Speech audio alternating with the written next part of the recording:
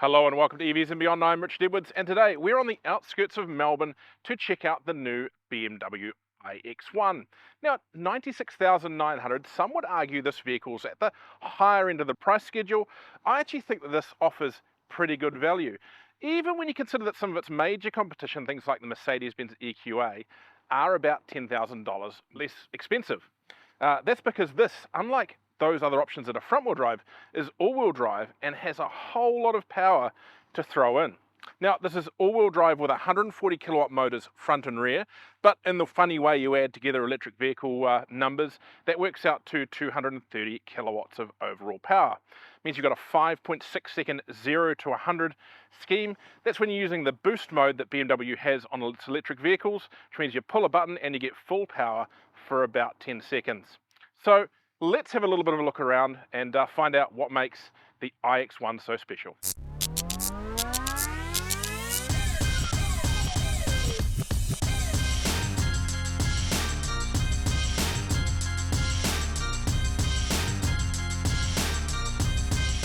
So at the front, like all modern BMWs, you've got this big kind of kidney grille. You've got this panel there for your driver assistance radars and so forth. Now, there's no point in opening the bonnet. Again, BMW, come on, put some storage underneath there. These are electric vehicles. You don't need to have an engine bay full of stuff. I'd love someone to put charging cables up there.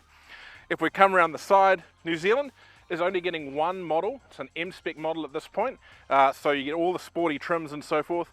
And the iX1, depending on which model you get, gets blue trims to kind of signify that it is the electric version. Blue, electric, you know how it works by now. So really big sporty body kit.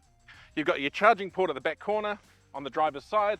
Some would argue that that's not necessarily the right place, but it works fine for me. So it is a CCS Type 2. Charging is interesting. So it is 22 kilowatts AC, and BMW New Zealand will actually give you a home charger that can run up to 3-phase if you have got that connection. They're also going to give you a modular charger which can also use 3-phase with the right plugs, portable one. So that's a really interesting addition and could be quite handy for fleets that may want to get into this this kind of end, because, you know, maybe it could be worthwhile. So good position for that there. Now, if we come around to the back, I really want to talk here about the size of the iX1. So this car is, while it's technically a small SUV, it's 4.5 meters long, which is fairly substantial. And a lot of that space has gone into the boot. So if we pop over the electric tailgate here, this boot has just short of 500 litres of space. And when you fold those seats down, you've got a lot more space. You've also got some storage under the floor for your cables. Now that's only 20 litres less than the iX3.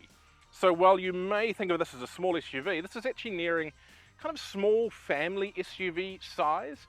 And it's something that perhaps other vehicles in this price range, in this class at the premium end of the market, can't claim. Now inside you can see a lot of trickle down from BMW's much larger iX. You've got this massive big curved screen that covers off both the center screen and the driver's display, and that's a really cool system. We've gone through that before. You've got all sorts of apps to you know, provide information. You've got Apple CarPlay, Android Auto, and you've also got some augmented reality items around the navigation and other things. So when you're pulling up to a junction, if you're using navigation, it'll actually show you an arrow on a visual video of what's out there, showing you which way to go. Really handy, particularly for someone like me who gets lost all the time. I love the steering wheel. It's quite a sporty little number, really nice and firm to grip.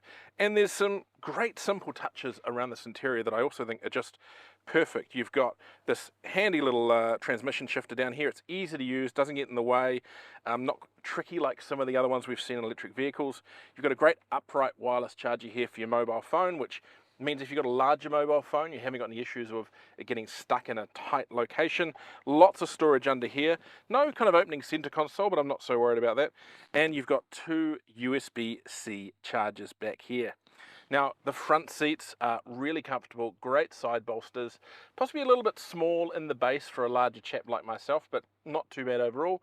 And rear seat room is looking pretty good. Good knee room, perhaps a bit narrow in the middle, but then we do have to remember this is only a small SUV. I'm also really liking the really large glass roof that goes all the way across the rear of the back seat.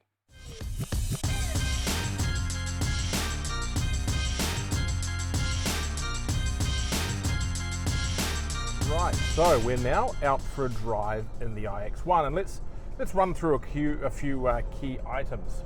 Firstly, the battery. It's 66.4 kilowatts usable. WLTP range is 440 kilometers.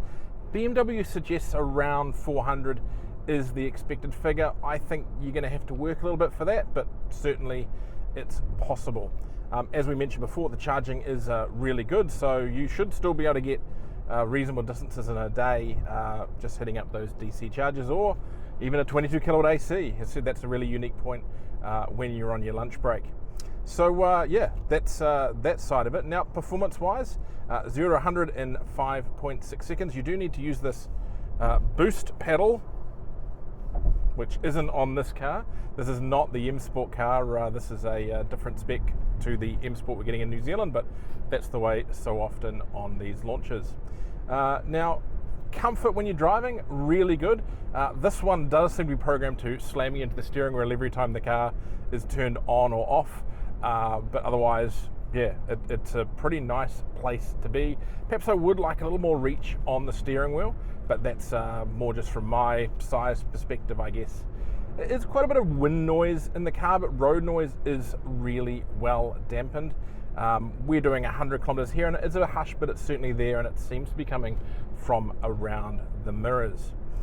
One thing I've been really impressed about with the iX1 today has been the ride. Now, standard on New Zealand models is adaptive suspension, and it does do a really good job of softening out bumps, potholes, and lumps. It's quite an impressive ride for a smaller SUV, and it's rare to see adaptive suspension in this class, and especially at that price point. And I know people are going to hassle me again for saying that I think this car is actually fairly value priced for what it is, but that's what it is.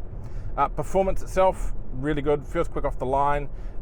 You have got those funny fake noises that Hums has put together, but I think overall they kind of add to the experience.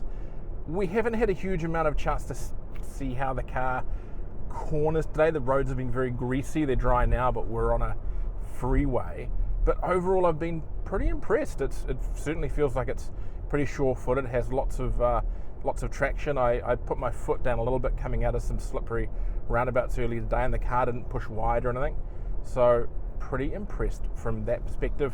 I guess we're gonna have to wait until I get back to New Zealand and out for a proper drive before we can really tell how well this iX1 does drive out there on the road. So the BMW iX1, I am really impressed by this car. And I think if you're shopping around that, lower end premium electric SUV market, this is one you really should be checking out. And Tesla Model Y, Tesla Model 3 shoppers, this may actually be worth a little bit of extra money, and it's rare that I guess we say that. But there's an interesting follow-up to this car that could be way more interest to the New Zealand market, in that there has been talk of there being a two-wheel drive version that could come in at a significantly lower price. And part of that is because the car in New Zealand, this model, has been optioned up really highly. I mean, one of the packages we get as standard is worth 5,000 Australian dollars. So by the time you take this car, take out a motor, take out some of those packages, there's some suggestion there could be a two-wheel drive iX1 for around the rebate level. So maybe $79,990. Now, they've given us no confirmation or no indication that this is actually going to happen, but I've had two staff members from BMW say, watch this space with a little bit of a wry grin. So thanks for watching. I'm Richard from EVs and Beyond. Don't forget to like and subscribe for more great content.